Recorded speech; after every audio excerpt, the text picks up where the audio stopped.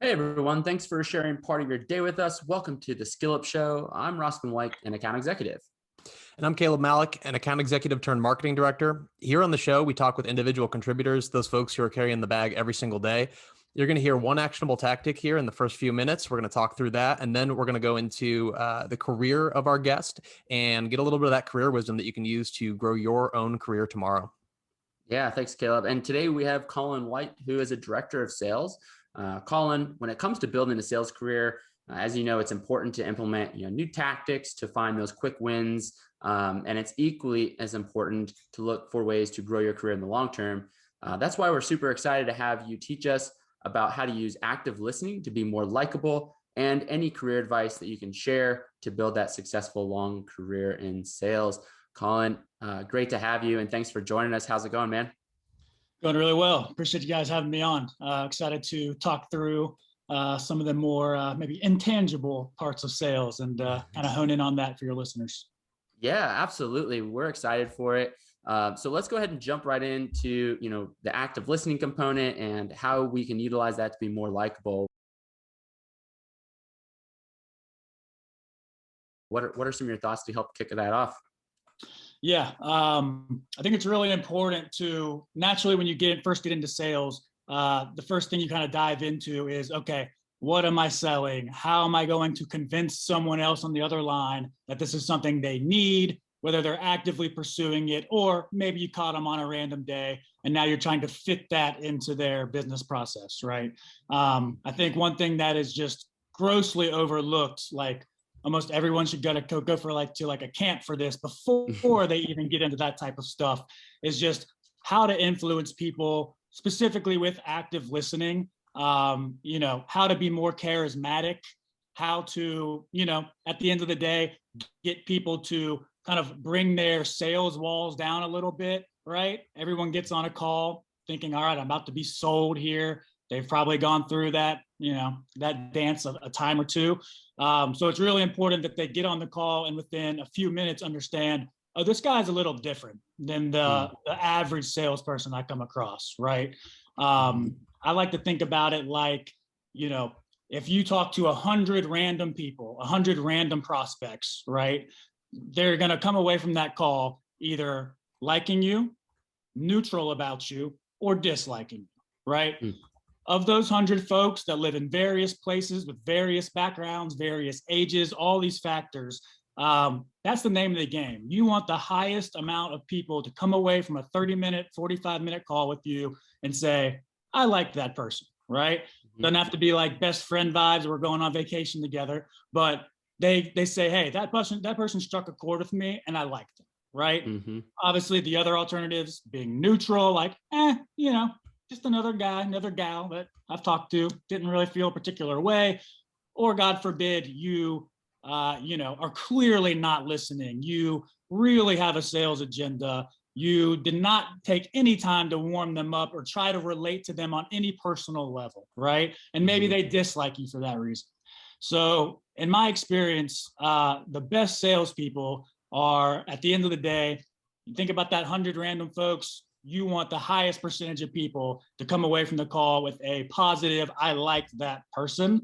Sounds simple enough, but over time, that really, especially when you're talking about a larger pipeline, all of the at-bats, over time, that is going to really move your deals along quicker, get you to your next steps. And then when you do get to the point where you're talking about contracts, everyone hates the dreaded, oh, hey, we're rocking and rolling, about to get it signed. And then it just, hey, we got to bump another week, right? Really cuts down on those kind of like end of sales cycle woes, right? When you've got that strong personal connection with someone. Yeah, absolutely. And I think if you're more likable and you've built that, unique relationship beyond just the sales conversation with your buyer, I mean, they're going to be more transparent with you when you're towards the finish line, right? They're going to tell you like, hey, this isn't getting done by this date. I apologize. Here's why, versus just ghosting you. So I think that's like one solid benefit. I guess if you were to, give some advice around how to make people like you more, and we touched on active listening, but what other like specific actions can people take to get people to like them more? I would say very specifically in like the first 3 to 5 minutes, try to leave the sales stuff on the back burner. Ideally, you don't even talk about your product or company in the first 3 to 5 minutes. You almost want that person to feel like, oh, hey, we're vibing. We're talking about something, whether you've been to where they live, or, literally, I just got off a call before this, that a guy's in Milwaukee. I bring up the game 3 from last night that the Bucks, pulled off against the Nets. We talked about that for like 8 minutes. And then finally, by the end of it, we're like, game 4 is everything, right? Like, man, that's going to dictate the whole series. And I mean, this guy, he was already towards the finish line. He's probably going to sign next week. We got a call on the calendar. But like just that 6-7 minute conversation that materialized, like just gives you X more confidence that the deal is getting done, gives you the power of accurately forecasting, which is what every sales manager wants, right? Every sales manager's favorite rep is the one who accurately forecasts the best. Everybody knows that, right? And when you have that relationship, to your point, you'll get the bad news earlier, you'll be in the dark less, and you'll just close more deals, period, right? So like, yeah, as far as like active listening, you really want the first 3 to 5 minutes of the call to feel like you're catching up with an old friend, you're forging a new relationship. You almost want them at one point to be like, is this guy gonna like get into the sales of this thing, right? Like you ride that line really tightly, right? And that, in my opinion, is what just differentiates you, what makes people go out of their way to, quick story. A month ago, I was at a sunglass hut, and for whatever reason, it was like 30 minutes away from my house. I was coming back from like a friend's place, and I went into the sunglass hut, looking for this certain type of sunglasses, talked to this guy maybe for 20 minutes. Since COVID happens, every time you touch some sunglasses, they got to wipe them down. It's just like the whole thing. Super, super cool guy. I left that sunglass hut knowing I wanted this certain pair, but just wasn't ready to get it. 2 weeks later, I could have driven to the sunglass hut like 5 minutes away from me. I asked him what time he'd be working and what days he'd be there. I drove back 25 minutes out of my way. I have no idea why I'm even doing this. He influenced me, right? He got me to like him. He just, that was it. Like by the time I left there, he knew and I knew, like, this guy's going to be back, right? Maybe I knew that more than he would. But just taking the time to connect with me made me not feel bad at all. The fact that I touched like 12 pairs of sunglasses and didn't buy any of them. And like literally, you guys have probably had that experience, and someone gets disgruntled or like, oh, spent 30 minutes in here and just like didn't do anything, right? And like just being able to really cut through the norm, especially in the first 3 to 5 minutes, and really set the table stakes that I'm not just your average salesperson, and I'm not here to cram something down your throat, right? I think that's a really important aspect, just to set up any and every sales call. After that, once they start talking, it's going to become very clear to them whether or not you already have a preset script ready to roll, and despite what they say, this is what you're getting from me type of thing, as opposed to a very genuine, oh, you said something, I'm reflecting it back to you, and now that's dictating what's coming out of my mouth next, right? So getting comfortable with, sure, I know every industry company is going to have maybe some type of script. Hey, this is how we've seen success, but getting very comfortable detaching yourself from that and letting what they say actually dictate the flow of the call. Because that's something that people pick up on. They're not necessarily going to say, hey, are you listening? Just making sure if you're actually listening to what I'm saying. That's not going to happen, but that's the number one way for especially a new early sales rep to be like, man, I thought I had a good call. Now they're ghosting me. I went through our whole checklist. I said everything I was supposed to say. I don't know what happened here. It's because you weren't listening and you upset them, right? And now maybe hopefully they fall into that neutral category, and you can kind of, bring the deal back alive and keep it in your pipeline. But God forbid you fell into that dislike category. Unless you're selling something that you're the only company with that, and that person's in your territory and they just have to talk to you, maybe a deal gets done. But 90% of deals aren't that way. They've got plenty of vendor choices. They could probably get plenty of maybe do something in a different way or with a different product. So, it's really going to come down to, do I trust this person? Do I like this person? And that's just, that first call is going to set up the sales cycle. And that's so important. So you mentioned, the first 3 to 5 minutes talking about, things other than your company, other than what you're selling them. You talked about the flexibility, right? Having the flexibility to move around in your script and to tie things that they've said back to kind of where you're at and being able to jump around and have that flexibility.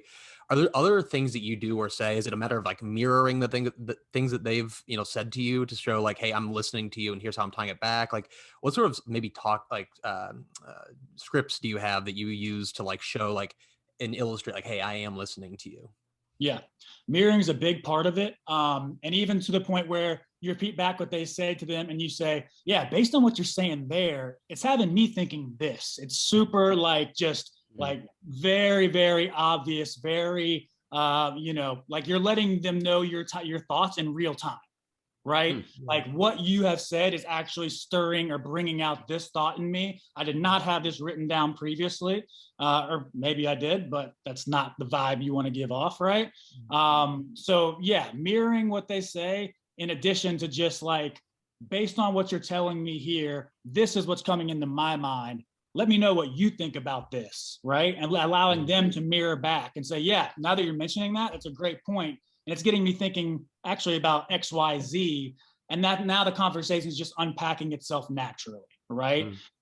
You're letting them lead. You're hitting on all your points that maybe your manager requires you to, or like, maybe requires a strong word, but really wants you to hit on, right? And we have to get that as salespeople, because at the end of the day, depending on what you're selling, what kind of company you're at, if a deal goes south, and you only hit on 4 out of the 10 points that your manager really likes you to hit on, that's going to be a problem, right? Like you can't really justify that with like, oh, well, I was just trying to be friendly and not just stick to a script. You've got to do both. And I understand that. But really, the last thing in the world you want your prospect to feel is that you're going off a script, right? It should just be, I'm showing up to this call. I've got knowledge to give you. I've got something to share with you. Got no idea if it's going to be a good fit or not yet, right? We'll get to that. And just let the conversation unpack itself naturally. Yeah. Those are some really great specific ways to be able to do this. You said in the beginning, I think before many other things, I think, new reps should get really, really good at this, should get really good at active listening. If you're running that boot camp and you've got a group of new reps in their first roles and you're helping them do this, what are some activities that you might have them do to get better at active listening outside of the environment of working with a real prospect? Yeah. Talk to strangers. Talk to strangers, talk to people you don't know. If I was running a boot camp, obviously I would assume most people there, unless like came with a buddy, like don't know each other. And literally it's just about go talk to as many people as you can that are different in age, where they live, backgrounds, like everything. It should not matter one bit. And you should naturally be able to process within the first 30 seconds, the person's personality, obviously small things like you should never, ever ask where someone is located. Like if they're just a ghost on LinkedIn and you can't find them, great, but always know where your person lives or is located. And if they had since moved, and you're wrong, they'll just tell you.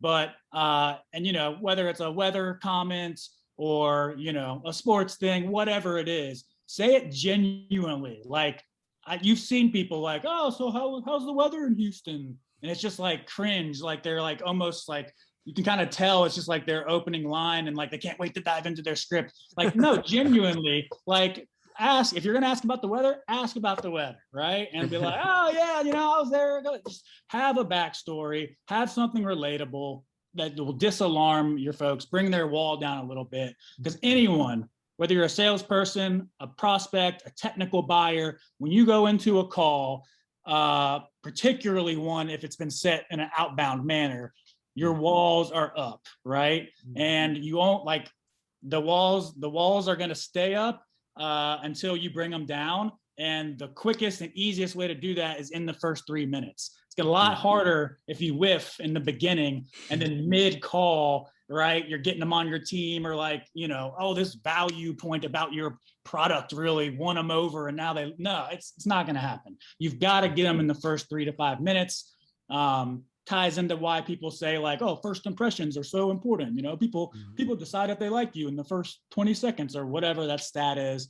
So like getting those walls to come down, knowing where they're at, like you'd be surprised. I don't know how it's possible, but when you know where someone's at and you ask them a question about where they live, they're like surprised, it's like, you know what I mean? Like, so I don't know what that says about salespeople in totality, like who's not checking where their person is located, but super important to just check that box right out of the gate, right? And if they're like, it's a remote life nowadays. So if they're like somewhere else or vacationing somewhere, like that'll just like spark another conversation, right? So like, yeah, that's a simple, easy way to do it. You implore that active listening, like right there in the pleasantries talk. And then when you get in, when you make that pivot, make it a rounded out pivot, right? Like, all right, like this is great. Like, I guess we should talk about business now. Right? Like, we're both getting paid to do something here, right? Like round it out as opposed to, pleasantries go on. And then it's like, you're almost getting like nervous. You're going to run out of time because you have to go through your checklist. So it's like also, okay, well, look, let's get to business here. It's like, round it up. Like, this is great. Like, yeah, so BI or so QA or, and get into your, kind of get into it that way. But yeah, just first few minutes, super important. Can't come in lackadaisical, can't not know where your person is located. All super important things. Yeah. Do you have a specific, like, here's the 5 things that I want to find out about my prospect before I meet with anybody, like kind of like a pre-call research, like ritual or strategy that you do? Yeah. So location, always looking at their background, because if they've got a kind of cool company or a company your friend used to work at, like anything that you can kind of bring up neutral about their old company. But yeah, location, background, former companies they're at. If they're at the company they've been at for 6 years with 5 different promotions, mention it. Say something about it, right? Yeah. Oh man, you've been climbing up the ladder pretty quickly there. That's wild. Like 5 promotions in 4 years. Yeah, and it's not even like you're, brown nosing or tooting their horn unnecessarily. It's just like, it's obvious. Like I looked at your LinkedIn and you've got 4 promotions in 5 years. Like that's really impressive. You must really know the lay of the land around there, right? I think that's great. One of the things you spoke to here was maybe like not coming off as desperate when you're in a sales process. You didn't say that specifically, but I think one of the things when we talk about like likability, and these two kind of go hand in hand, but to take the first, 3 to 5 minutes and be able to say, I'm not really going to get into it. Oh, you're dragging me into selling, it's like yes. The way that you're approaching that, you kind of avoid that desperation. But, speaking of getting people on calls and looking at their LinkedIn's ahead of time, we did that with you. We took a look at your career, and maybe we can kind of pivot to that and start to learn a little bit about your career wisdom. One thing that we noticed, obviously, I know you and Ross work together at Rainforest QA, and a number of your different roles have all been fairly technical solutions that might be a little bit hard to wrap your head around. And so I guess as a first question, curious and would be helpful for, newer reps, how do you go about, if technical or non-technical, but especially for technical solutions, how do you go about learning that and learning your industry and wrapping your head around those things? I think it's important to take small bites, right? If you go into a brand new technical space, whether it's BI, QA, backup software, those are the 3 I've kind of dabbled in. Super important to like not lose sight of the things we're talking about, because if you just try to go in and become a product technical expert from day one, and that's like where you're spending 90% of your first 60 to 90 days, right? You're really doing yourself a disservice, and it's going to show in the other areas that we're talking about, right? Like they're sales engineers for a reason, right? They get paid to be technical. I understand different companies have different formats. For example, at Veeam software, any technical conversation under the sun, my engineers hopping on. I did not need to know technical stuff. They don't want you to know technical stuff. Be the sales guy, manage the pipeline, be friendly, get deals closed. bring your sales engineer when you need to, right? Whereas a Sisense, for example, you're taking someone through an hour-long demo, 40 minutes, which is going to be a pretty darn technical. And yeah, you are expected to be able to answer a certain level of technical questions relatively quickly, right? So I would say the best advice is just balance it out. Take small bites. Do not try to put all your eggs in becoming a technical wizard in the first 60, 90 days, especially if you're new to sales, because you're going to shortchange yourself on a lot of the other sales tactics, being influential, charismatic, likability, and relating to people. I would argue you need to put the technical stuff on hold until you feel really good mentally about that, because nerves, checklists, like obsession, it's all going to shine through. And you're going to wonder, like, man, I feel like I'm doing everything I'm supposed to be doing as a new rep. Like, why am I not getting the results I want? Why are my first calls not moving into custom demos or whatever the next step may be for a funnel, sales funnel, right? So my advice there would be to take small bites. If you are in a situation where like you really got to ramp up and get technically sound super quickly, I understand, but do not do it to the detriment or sacrifice of learning how to be likable, how to listen with active ears and influence people, right? Because that's what's most important, in my opinion. If you're weighting the technical aspects by too much, it's just going to hurt you. Yeah, that makes sense. So do you feel like as you've gone from role to role, I kind of framed it as for the younger salesperson who's maybe in their first role or second role or that sort of thing. As you've gone on in your sales roles, do you feel like you get a little bit of a restart every time because the people who are buying are different? Or are you like, hey, obviously, you were spitting fire. I'm taking notes here, on the likability piece and all that stuff, right? So I think you've got a really good handle on that. Do you feel like as your career has progressed that you've had to spend less time on that? Or is it a little bit of a restart each time because of the type of buyer you're working with? Yeah, a little bit of a restart each time from the technical aspects, but and like I said, it kind of worked out for me just with my first job being at Veeam and them not really expecting account executives to own too much of a technical aspect. But it's really important to, like, I felt more comfortable as each job went on, getting deeper and deeper into technical knowledge, knowing I had my foundation as a active listening, influential salesperson, right? There's no point in trying to rush to the finish line to say, like, I'm the most technical sales account executive ever if you can't even get someone to like you, right? If you're the most technical salesperson ever, but only 60 out of 100 people you meet would put you under a positive experience or I like that person category, huge problem. Does not matter how technical you are. So I would, like, again, you want to focus on and just make sure you're in a really good place as far as connecting with folks before you really put too much stock in, like, I'm going to become the most technical salesperson on this team, right? Great. Like, cool. You'll be middle of the pack and you'll know stuff like you'll know technical stuff, but you'll be middle of the pack. I'm sure your manager will love that, right? Like, no, it's just not. Managers are not going to care how technical you are if you're the leader on their team and you're forecasting deals the best, right?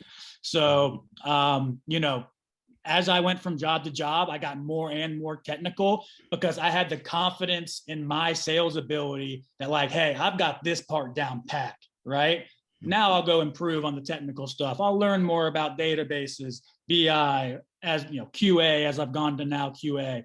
But there's no point in investing or becoming a technical wizard unless you just want to, like, transition to an engineer, right? If you want to, like, get out of the sales game, cool. Like, be super technical and bad at selling. You'll be an engineer before you know it, right? Like, that's just what it is. But, like, there's no point in trying to really master or become that technical wizard if you do not have your sales skills down, right?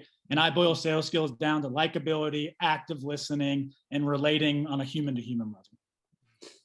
Yeah, and I was going to ask, so I mean, I completely agree. And I think I was having a couple moments of self-reflection here of when I attempted to sell a technical product and I no pun intended, over-engineered the whole process and was not very likable on the call. So I can definitely, I'm going through that self-reflection with you right now while I'm listening to this. But I was going to ask, like, so outside of like technical of the product, how does somebody, or how have you in the past, like, how should they go about learning the industry? Because you do want to be able to speak that industry language and lingo, because that kind of falls into being likable with and trusted by maybe some of those more technical buyers. Do you have any tips on that?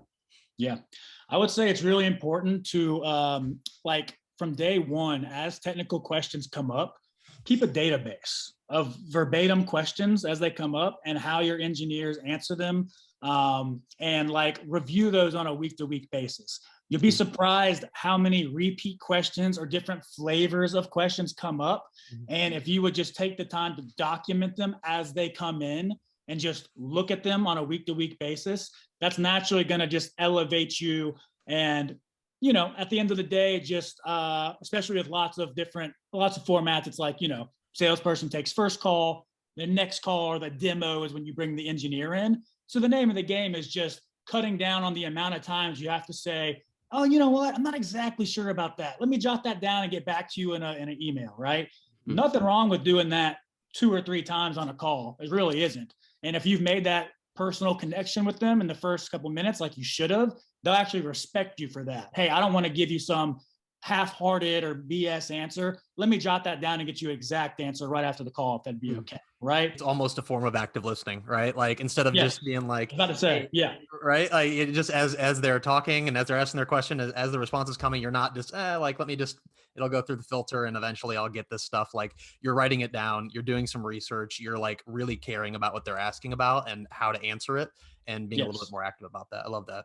And it also falls into the small bites too, right? Like just those 1 questions at a time, making your database, like that's going to be a lot more effective than just like day one, what do I need to know about this product? Trying to have this huge long page of questions and you're focusing on this. And by the time you get on that first call, probably your first 5 calls, they're not going to go very good because you're just going to be so focused on technical aspects and like, hope I don't sound dumb saying this or, you know, relating this database to this. It's just like, chill. Small bites on the technical front. Make sure you're super sound on the human to human connection, right? The technical stuff will come. I say this fully recognizing that there are going to be some outliers where, you know, a company's going to decide, hey, we're putting you through a 2-week boot camp up front. And like, you're going to come out of this knowing our product just as good as anybody else. And like, okay, fine. But at the same time, once you come out of that boot camp, you need to have your own little mini boot camp on like, am I ready to sell? Am I ready to make human connections? Because if I'm not, you need to work on that and put your kind of, you know, eggs in that basket. Once you're feeling good there, you're taking small technical bites. And that is, in my opinion, whether you're 3 months in, 6 months into a sales job, that's going to set you the best for success, right?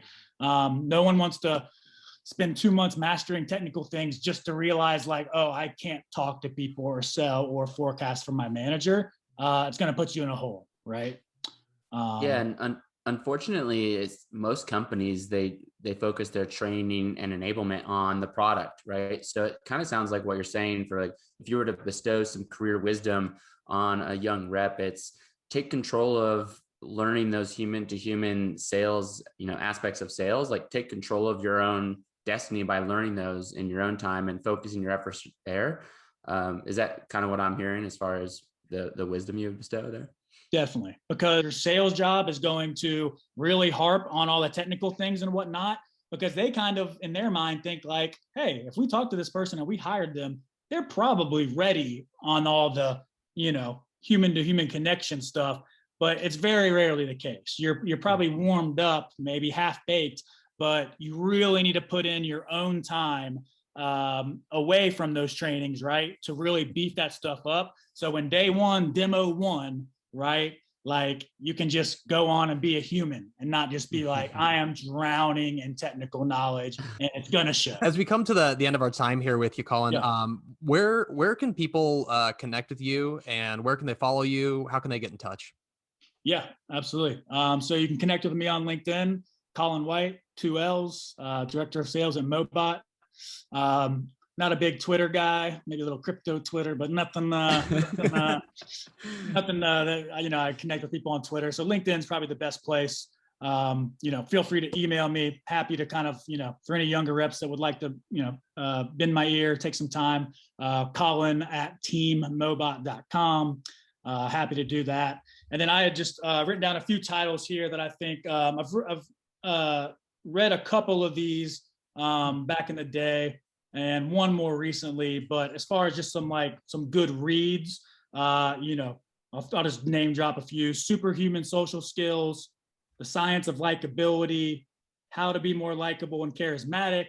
And of course, everyone should always read How to Win Friends and Influence People. That's probably book number one when you join sales.